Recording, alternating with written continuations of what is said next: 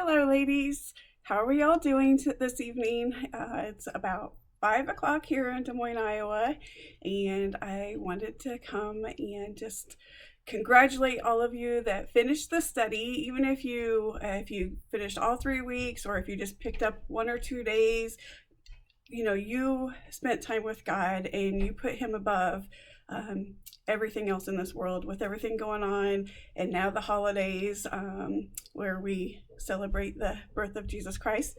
We have a lot of stuff on our plate this year, and it's been a big year. So I want to congratulate you for taking the time out and putting Him first. And again, even if you did 1 or 2 days, pick it up when you can and finish it off. Finish strong. I told you in the beginning, my first video, our welcome video, that I was going to share at the end of the study, my word for the year for 2021, and that word is faith. There are a lot of things that God has showed me over this year, with my word being empathy towards others, and like I shared in my first video, I thought the empathy was because what I was going through, and then look at this crazy year that we had, and we really had to have compassion and empathy for other people. And so it's really great when God gives you a word and you just see how much we need it in that year. And with faith, I've just heard it over and over. It stuck out to me every time I see the word. If somebody has it on their wall, or something with Facebook or social media where you see the big word faith, even though there's 1,000 other words, that word sticks out to you. And that's the way it's kind of been. And it's funny because I currently retired my last Bible. It was falling apart. And I learned that through Stephen Furtick from Elevation Church, that he actually retires a Bible every 7 years. And I thought, oh, that's a really great idea, because mine's falling apart and it's really hard to take it anywhere because I'm going to lose pages and things. So I went ahead and got myself a new Bible, and I love it. It's a great study Bible.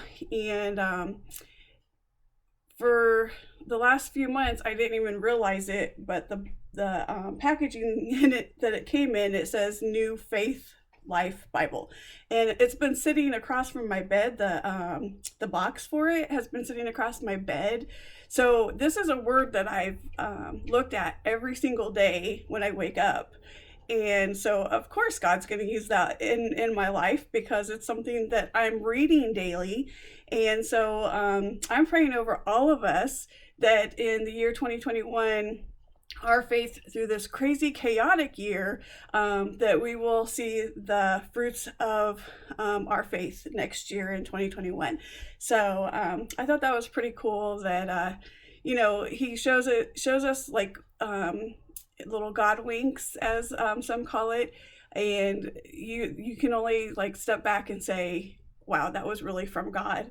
And we have something like that going on in our family right now, where our cars broke down again. And if you've been with me for a few years, you know that we just put a new motor in this car about 2 years ago. Not even that, I don't think. And then we put a new muffler on it, and now it's having wiring problems, and now the transmission went out, and it has a warranty on it. But the cost difference from the place that's doing it to what the warranty will cover is $500.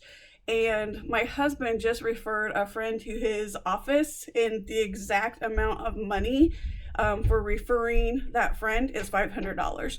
So, I mean, you can say, oh, that was a coincidence or whatever, but I really feel that that's like having faith that God is going to provide for us in our time of need. That is definitely a big sign to me. I mean, how else can you explain it? So yeah, that was pretty exciting. And again, that shows that having faith that God's going to provide, and He does. There's sometimes, like with the wiring issue, we don't know where that money is going to come from or how much it's even going to cost, but I have faith that I don't feel that, money is just going to show up out of anywhere, but I have faith that there's going to be things that will help us come up with the money, or, finding somebody that can do it cheaper or whatever. So I have the faith that God provides for us. And I'm not talking just about monetary things that we can hold on to. It's what that faith does to you in your heart, and how it makes you look at hard things in life, when you're having bad health, or you lose someone, or those kind of things. And I already did tomorrow's blog, and it is kind of about losing someone, and I hope it's not too depressing. I hope that everyone gets from it the good news that we have about following Jesus Christ and his promise. So I hope you enjoy that tomorrow.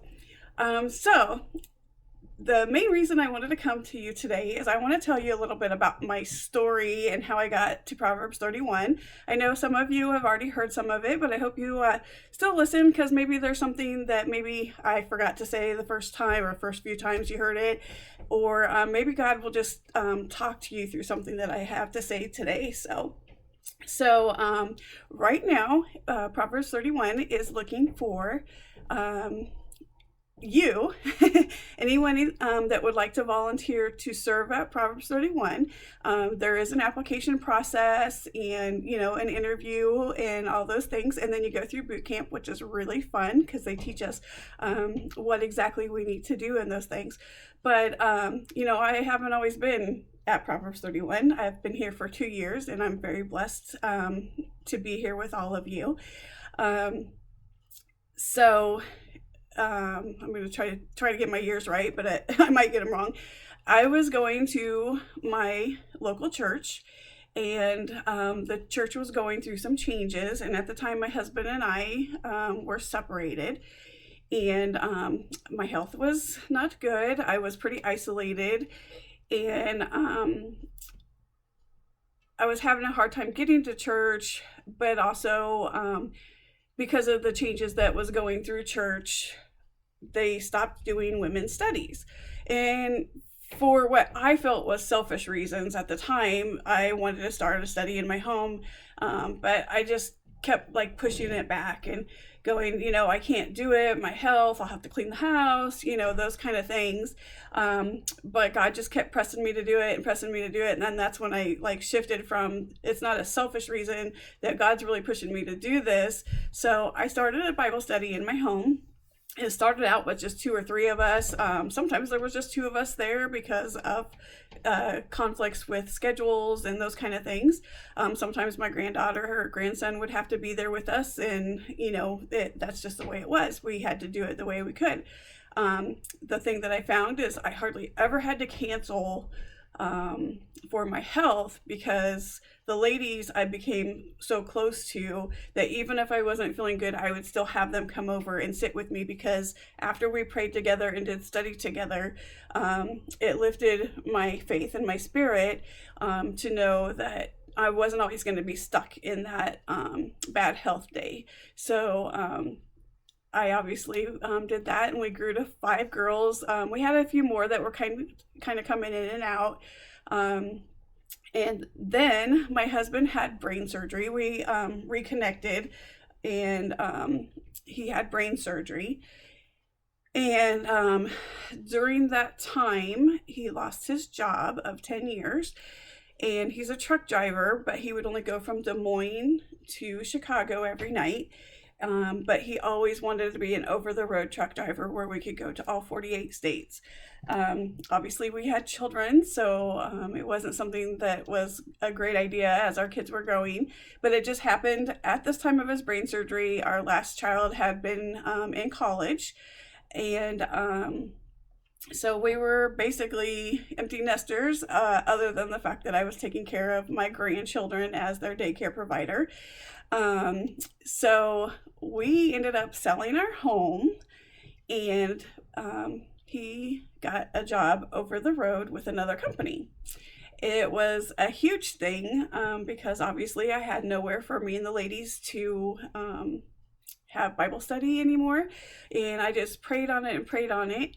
And then also, just going back to when me and the girls had study, is that we always left out empty chairs. First of all, we didn't know who would show up, but we always left empty chairs. And most nights, some nights we forgot, but most nights we would pray for God to fill those chairs. And I feel that that's what he's doing right here, right now with you ladies, is that over the last 2 years, I believe that's 5 studies a year. So over the last 10 studies, I have been with a group from anywhere from 17 to 22 women. And if that is not a sign that God fulfills those prayers, that was huge. This is a huge thing. I just feel like it's such a blessing, and I just get overjoyed. I mean, obviously, and it brings me to tears. I we sometimes don't know what we're praying for when we pray. Saying fill those chairs, I literally was thinking fill these chairs in this room, but God had bigger plans. Look at how much bigger his plans are. So the important thing of that is that I wanted to let you ladies know that it is more of a blessing to me. I see God in so many different things that I've never seen him in before, because I do serve. And serving is one of the things that we're called to do. And actually in Galatians 5:13, it says, "You, my brothers and sisters, were called to be free, but do not use your freedom to indulge in the flesh. Rather, serve one another humbly in love." I love you guys. Ladies, I love being here. I love serving. And as I said a couple days ago in one of my other journal prompts, even if I can't get out of bed, I try to do that. I'm not saying I'm perfect. I mess up. I'm flawed. But even when I'm in bed, I try to find, bedridden from multiple sclerosis, I still try to find ways that I can do that. And so I'll go on to Proverbs 31 to the prayers page, or the local radio station is most likely the one I go to the most. Or my church will have like prayers posted for someone. You go and you just pray for those other people, and every single time it just lifts my spirit, even if I can't get out of bed. So it's just something about serving. God calls us to do it, but it's such a blessing to us, and we don't realize it until we do it. So with that, you ladies have been great this study. You've been really active, and those are all great signs that you would be a great leader. And if you would like to do what I do, I would love for you to fill out an application, and so that way you can go through the interview process and see if it's your time, if God's calling you there to do it. And that's, I would say pray on it first and make sure that, God's calling you to do that. But not just here at Proverbs 31, but we can serve in other ways and other places. It doesn't have to be here, but we would love to have you. And it is one of those things that, as I keep saying, you don't understand what you learn from God until you actually do it.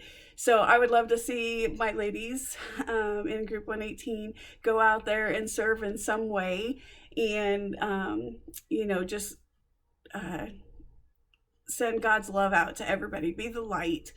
And so with that, I will put in the comments the application process, and there's no guarantees or anything like that. And I will say I had to apply twice. The first time I didn't get a phone call or anything, and then the second time a little bit later, and I can see why, because I had so much going on that it just makes so much sense to me now. So go serve, go send the light out to everyone, and I will put the application here in the comments. I love you ladies, and let's finish up strong tomorrow.